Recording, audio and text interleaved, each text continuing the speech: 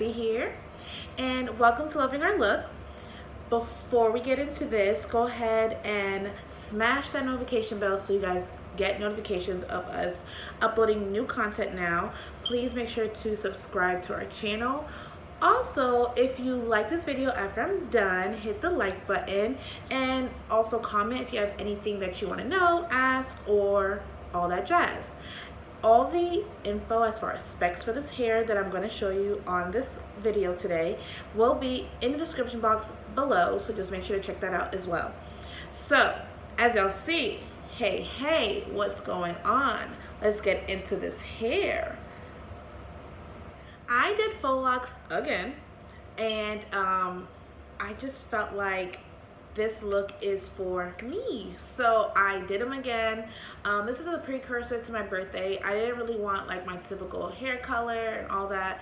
I'm really in this kind of space where I just want easygoing, kind of natural, and there's a lot going on for me, so I just was like, Faux Locs it is for me. So I've done Faux Locs 3 times. This is my 4th time now. I did do a fail video last year on my purple crochet Faux Locs, and I have not been able to get out the last 2 times I've done the Faux Locs for some strange reason. I just don't know why. So I'm very happy and completely blessed that I was able to get this video out. God, he was looking out. Thank you. Things first, the hair that I used, and I do have my old package. I still have my packaging left because I was like, I need this for the video. The hair that I used was Bobbi Boss, Bomba Dreadlocks Faux Locs Soul. I used 5 packs. I actually still have about 6 or 8 locks left on the 5th pack. They are not perfect parts. They are definitely all over the place, different sizes. What else? I did not add any hair. I did not add any hair actually. And I crocheted the hair into my braid. I braided down my hair. Some people do twist their hair when they're doing the crochet, but my hair is too soft, so I had to braid it to give it some type of girth at the root to really have a strong base for the lock. So as you'll see in the clip, I do have crochet pre-looped hair, but I did separate them to get more length and also to get an ununiform look. As you guys can see, none of them look the same, and some of them are coming out, and that would segue me into my con. I should have wrapped it a little better because as you see here, I have one that's already separated. The hair is a bit thin, and I won't say thin like it just isn't thick like Marley hair. The last 2 times that I did them, I did use Marley hair when I individually braided and wrapped the hair, and I also did use Cuban twist. So those types of hairs are very thick. They are very kinky. They're very coarse, so they give more leg room as far as when you're twisting, when you're wrapping it. So yeah, so I felt like the only con for me would be that I should have done a better job of paying attention to how I wrapped my hair, because some of it is poking out, and I do have to go back and wrap them again. I also added some little curly pieces from when I did the Goddess Faux Locs not too long ago, just to give it like that, a little bit of that boho kind of look. So that's something else that I also did. I think the biggest pro for me, honestly, is the fact that how lightweight it is. Y'all see the way I'm swinging this hair and whatnot. And I like that how as it gets older, it just looks so realistic. I just really like it. I don't have any strain on my scalp. I did have some strain in my scalp the last two times I did my Faux Locs, and I think it's because of how heavy, the hair is of me individually wrapping each one.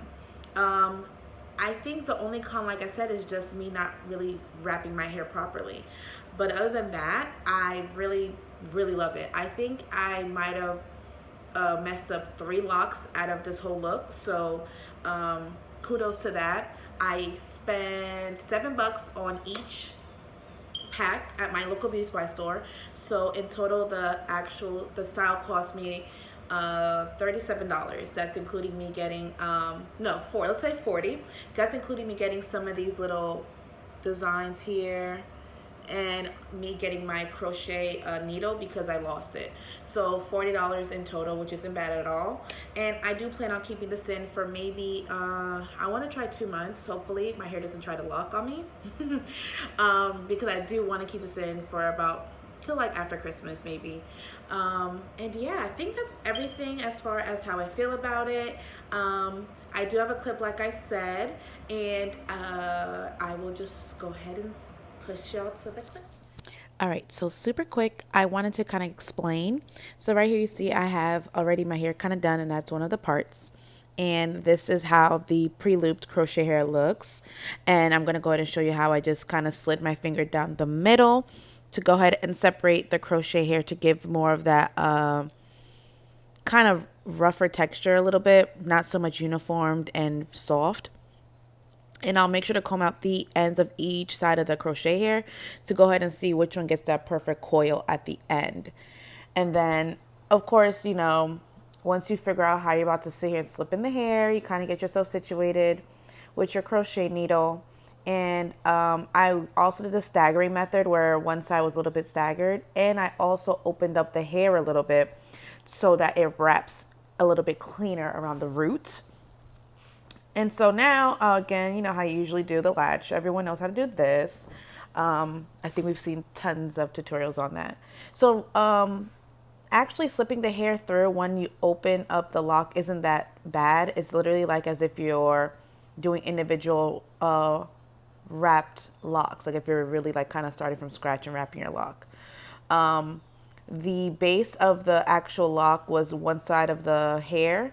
So I let one side down and I use the other side to go ahead and wrap my hair around the other portion of the lock. So the one that's more undone, I use to kind of wrap, so that way I wrap it around the perfectly coiled end, if that makes sense. So in the video, I am wrapping to my left, which would be our right, if that makes sense. But I'm basically wrapping in the form of how the actual lock is uncoiled. So the way I kind of separated the hair, I'm wrapping it in that same direction. So that way, when I finish wrapping it, it kind of just springs back into its shape and its form, and then it ends up wrapping the whole hair, if that makes sense. But like I said, I opened up the hair from the root going all the way down to kind of really make sure I'm covering my hair. And I know I mentioned before that I didn't really pay attention to certain locks when I was wrapping because my actual hair ended up peeking through over time of me, like, you know, just pulling at my hair, putting it up and styling it and whatnot. So that's something that I definitely would say, you know, really pay attention to, of course, how you're wrapping it to make sure that every inch of the hair is being covered. And I'm showing you here, like, I missed a spot. Like, I ended up having a gap, so I had to go back and, like, rewrap it. But the hair is super soft and it was so easy to wrap. Some of the hair is definitely a little finer and doesn't have that much thickness to it. So that was another challenge as well when it came to wrapping my lock, just due to the fact that some of the hair is a bit finer, so it didn't have that much thickness or like hair to really kind of cover the whole wrapping process. But and I didn't have to do any burning. I don't know if I didn't mention that, but no burning was necessary. I literally wrapped all the way to the end, and then I palm rolled the hair into place, and it stayed. Like it stayed. It never really came undone, and that's basically how it looks once you finish. Like the root looks so clean, so I really loved how that came out. But yeah, just show you guys how I did it. And yeah, so thank you guys for watching. Can't wait to see you guys again. Please make sure to watch all of our other videos, and I will catch you on the flip side. Peace, love, and happiness. Toodles.